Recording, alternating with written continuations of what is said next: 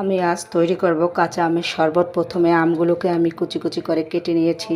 এরপরে এতে চিনি দিয়েছি আর দিয়ে দিয়েছি সামান্য পুদিনা পাতা আর একটা কাঁচামরিচ, আর দিয়ে দিব বিট লবণ, সামান্য কিছু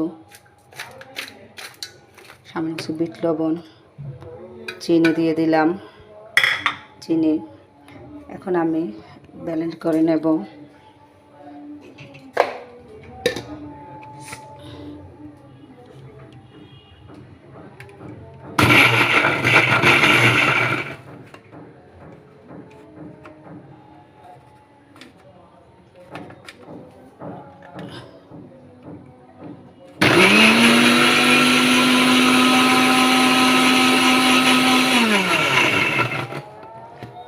এই যে হয়ে গেল কাঁচা আমের শরবত।